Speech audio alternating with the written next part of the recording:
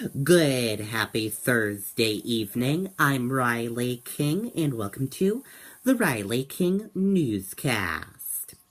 Let's get started. First up, we begin with breaking news. Barcelona attack, witness saw driver knocking people over at high speed. Let's take a listen to this video from ABC News.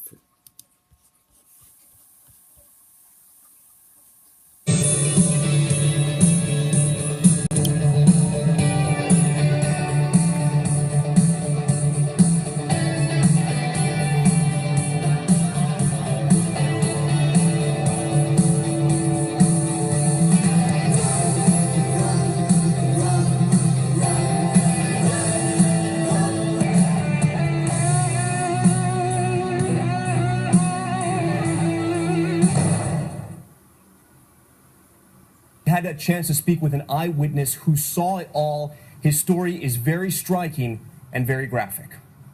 Seconds after it shut the taxi door, heard screams of people sort of to my left.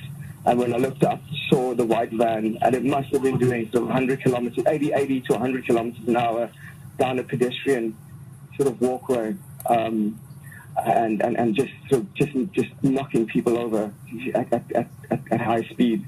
And there were people under the van, so he just kept going, and so he kind of stopped opposite to where I was standing, which is sort of, and then just kept going again. So the van had stopped probably from the impact of the people, of hitting all the people, and then kept going. At which point we realized that it was, quite a dangerous situation, and kind of ran towards one of the open stores where these guys took us in and shut their shutters down. For about 30 minutes, while we were in the shop, we heard that this person had sort of fled on foot. We've left the shop. This is now probably an hour after the incident, and walked back we're trying to get to our car, which is parked near La Rambla.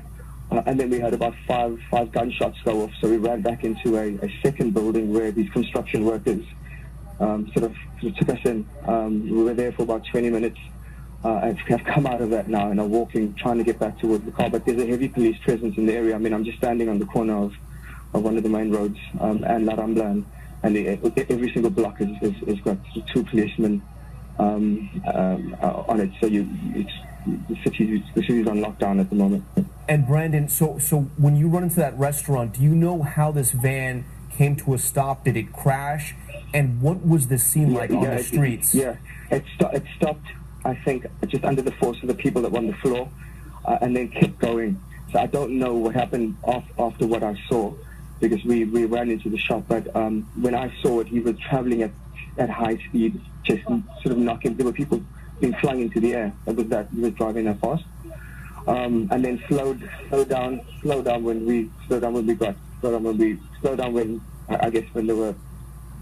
And the front of the van was pretty damaged. I mean, it's difficult to recall right now, but the front of the van was pretty damaged, and it looked like it had sort of hit a wall almost. So it was completely damaged at the front of the van, and I figured that was maybe what stopped it. But then he kept going. He'd stopped it and kept going again a second time, and that's when I kind of sort of just ran away from the scene. That was Brendan Sissing, a tourist who saw the entire thing happen. Okay, and that was a tourist talking about what happened when he was there.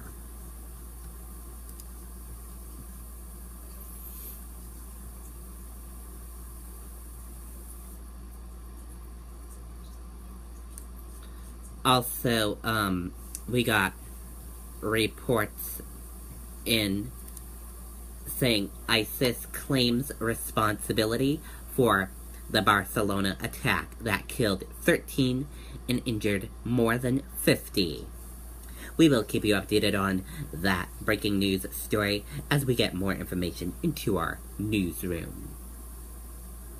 And other news tonight, New Hampshire GOP headquarters vandalized, Nazi spray painted on wall. Let's take a listen to this video from WMER News 9, Adam Sexton. Well, it's great. We invited hairstylist to try our hair care products. I'm dying to know what this is. So soft. Feels amazing. Kristen, staffers got in around 8:30 this morning and almost immediately noticed the spray paint on the back of the building. You can see it here. Some of it's been scrubbed off. It's a heart with the word Nazis inside of it. Now, the NHGOP gave us a photo of the vandalism before they had cleaned some of it off. You can see that whoever did this spray painted what they did and then also threw a rock through a window in the building. In a statement, New Hampshire Republican Party Chairwoman Jeannie Forrester said, quote, "What happened last night is really disappointing. Violence and vandalism are not acceptable." The New Hampshire Democratic Party is also condemning the vandalism as, quote, "unacceptable, inexcusable, and wrong." And Governor Sununu is also weighing in, saying, quote, "It is certainly disturbing and very sad to see vandalism with such hateful rhetoric. There is no place for that in our politics or our society." Concord police are investigating this incident. They're actually on scene right now and reviewing some security footage from nearby businesses. We'll have more on this coming up tonight at 5 and 6. For now, reporting live in Concord, I'm Adam Sexton, WMUR News 9. Okay, and there you go on that report from Adam Sexton from WMUR News 9.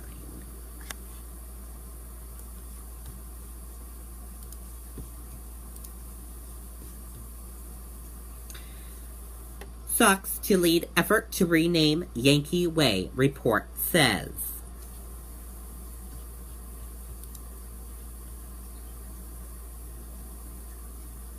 The principal owner of Boston Red Sox said in an interview with Boston Herald his franchise welcomes renaming Yankee Way. John Henry said he's haunted by the racist legacy of his predecessors, Tom Yankee.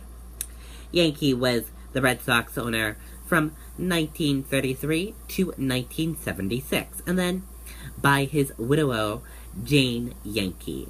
The Yankee Trust until Henry bought the team in 2002.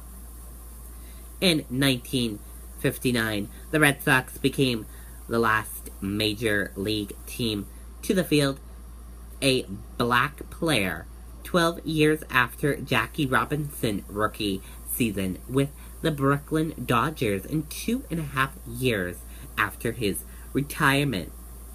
The Jersey Street extension outside Fenway Park that was renamed to honor the former owner in 1977.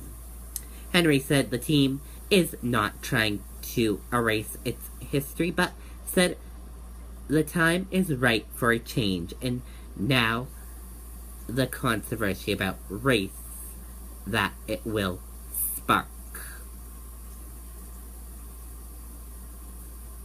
According to the Herald, Henry would rename it the street David Ortiz Way or Big Poppy Way.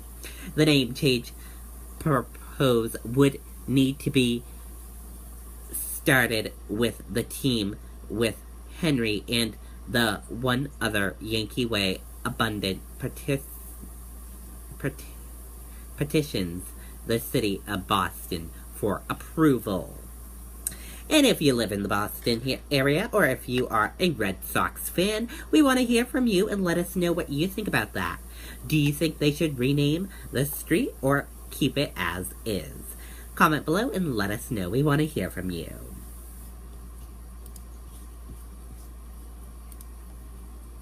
Lawsuit: Poland Springs Water is committing callous fraud. Let's take a listen to this video.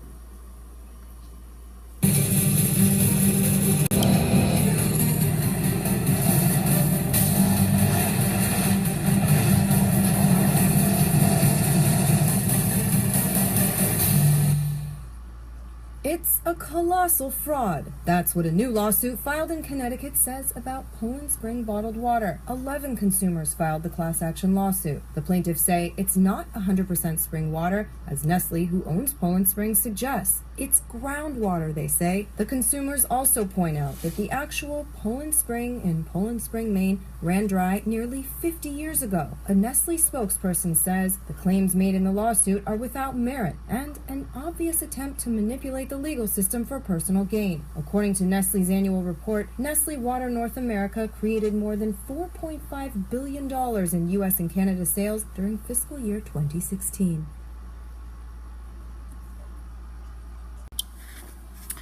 Okay, and there you go on that report.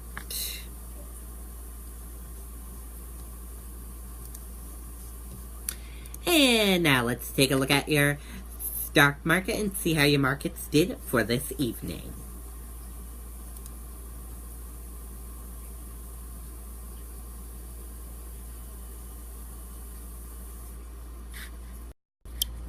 And here's a look at the markets right now.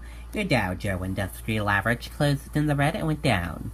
Your Nasdaq closed in the red and went down. S&P 500 closed in the red and went down. CNBC IQ 100 closed in the red and went down. Gold closed in the green and went up. Oil closed in the green and went up. US 10-year closed in the red and went down. Euro/USD closed in the red and went down. And VIX closed in the green and went up. Now let's take a look at some business news.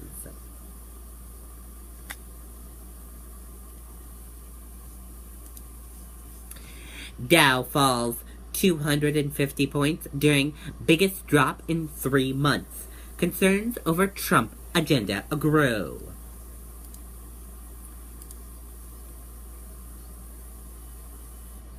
U.S. equalities fell on Thursday on concerns President Trump's recent controversy will make it less likely for Congress to work with him to pass business-friendly legislation.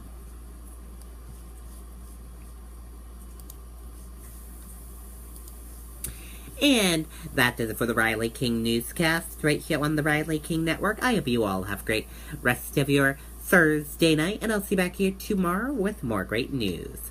Good night, everyone. Bye.